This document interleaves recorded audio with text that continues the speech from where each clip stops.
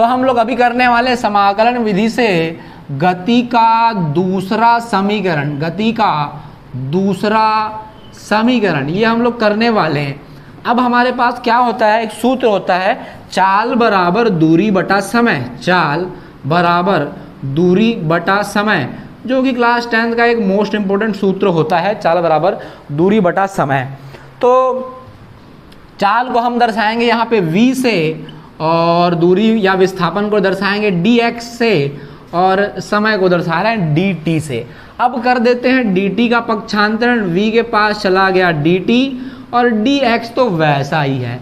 इसी लाइन को फिर से लिखे हैं, dx को इधर लिख दो, v dt को उधर लिख दो, और इसका नाम दे देते हैं। अच्छा, इसमें कुछ कर सकते हैं हम लोग, समीकरण जो गति का समीकरण, पहला समीकरण यहाँ लिख देते हैं गति के पहले समीकरण से। तो गति का पहला समीकरण हम जानते हैं, जिसका इस्तेमाल कर लेते हैं v बराबर u प्लस ए टी। कुछ कुछ पुस्तक में u के स्थान पे v0 का भी उपयोग किया जाता है, ठीक है भाई। तो हम लोग यहाँ पे dx बराबर v के स्थान पे u प्लस ए टी और dt बाहर है, ऐसा लिख दिए। अब हमारे पास आता है स्थिति, कंडीशन आता है। स्थिति क्या है उसको हम लोग समझने का प्रयास करते हैं। हम बोलते हैं देखो भाई, जब समय का मान शून्य था, जब समय शून्य था, तब वस्तु की प्रारंभिक स्थिति या अवस्था, वस्तु की प्रारंभिक स्थिति या अवस्था था x0। तो यहाँ लिख देते हैं जब समय शून्य तब वस्तु की स्थिति बराबर x0। लेकिन जब समय हो चुका है हमारे पास t,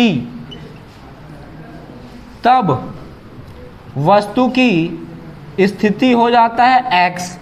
तो यहाँ लिख देते हैं वस्तु की स्थिति हो जाता है x। अब समीकरण 1 का समाकलन करेंगे निम्न सीमा के आधार पर। तो समीकरण 1 का हम लोग समाकलन करना स्टार्ट करते हैं, ऑब्जर्व करते हैं, समाकलन देखते हैं कैसे बनेगा। तो यार सबसे पहले तो समीकरण 1 को हम वैसा ही एज इट इज लिख देते हैं जैसा दिखाई दे रहा है, जो कि है dx बराबर u प्लस ए टी और dt। वैसा जैसा दिख रहा है समीकरण 1, बिल्कुल वैसा ही हम लोग इसको लिख दिए। अब क्या करते हैं, दोनों पक्षों पे हम लोग लगा देते हैं समाकलन का चिन्ह। ये देखो, ये दोनों पक्षों में समाकलन का चिन्ह लगा देते हैं भाई। जब समय का मान शून्य, यहाँ पर जब समय का मान शून्य है, पहले प्रारंभिक अवस्था और अंतिम अवस्था में t है, तो समय पहले शून्य था, फिर बाद में समय t हो गया। अच्छा, इधर ही क्यों लिखे यार, किसके सापेक्ष समाकलन हो रहा है, t के सापेक्ष, इसलिए लिमिट भी t का लगा दिए उधर। और जब स्थिति की बात करते हैं तो प्रारंभिक स्थिति x0, अंतिम स्थिति x, तो इधर भी x दिख रहा है, तो चलो भाई x0 और इधर x। अब dt को अंदर भेज देते हैं, सबको dt बराबर मिल जाएगा। तो कैसा दिखेगा ये dx, यहाँ पर x0 से लेकर के x इज इक्वल टू 0 से लेकर के t है, u को मिल जाएगा dt प्लस ए टी, और यहाँ पे dt, इसको भी लिमिट मिल जाएगा 0 से t। अच्छा, थ्योरी की बात करें तो थ्योरी जो हम पिछले सवाल में गति के पहले समीकरण में समाकलन विधि से पढ़े थे, बिल्कुल वैसा ही है कि कोई वस्तु एक समान त्वरण a से गतिमान है। प्रारंभिक अवस्था में वस्तु का वेग u होता है, t समय पश्चात वस्तु का अंतिम वेग v हो जाता है, और प्रारंभिक अवस्था में वस्तु की स्थिति x0 है, और अंतिम अवस्था में जो वस्तु की स्थिति है वो x हो जाता है। चलो समाकलन कर दें। यहाँ पे कुछ नहीं, मतलब क्या होता है भाई, 1 होता है, और 1 का समाकलन देखने के लिए पीछे देखेंगे। पीछे क्या दिखाई दिया, x, ये x दिखाई दिया। निम्न सीमा है x0, ऊपरी सीमा है x प्लस, अच्छा प्लस नहीं, इक्वल टू। यहाँ पर u को बाहर बिठा देंगे, और यहाँ पर कुछ नहीं है, मतलब क्या होगा भैया, 1, और 1 का समाकलन है, पता लगाना है। तो कहाँ देखते हैं, पीछे देखते हैं, t मिला, लोअर लिमिट है 0, अपर लिमिट है t।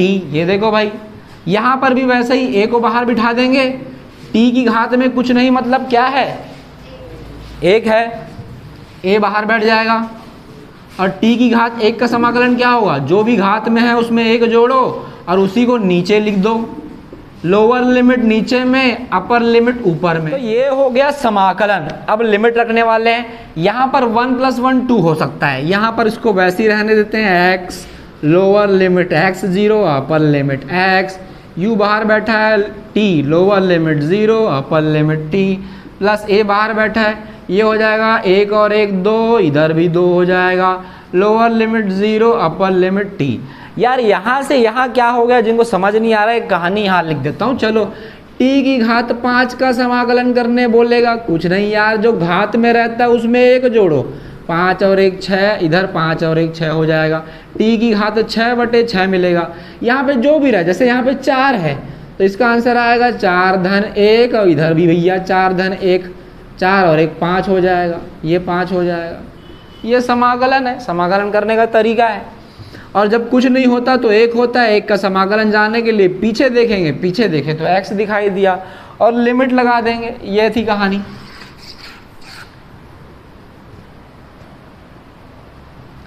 अब लिमिट पुट करने वाले हैं, लिमिट रखने वाले हैं।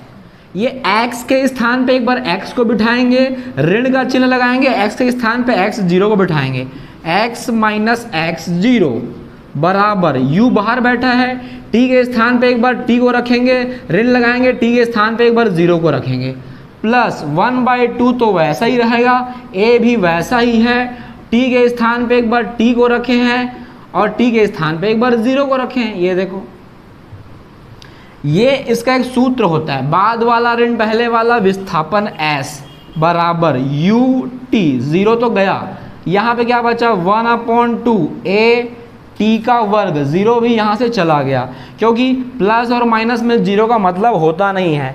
तो ये हमारा समाप्त हो रहा है न्यूटन के गति का दूसरा समीकरण समाकलन विधि से।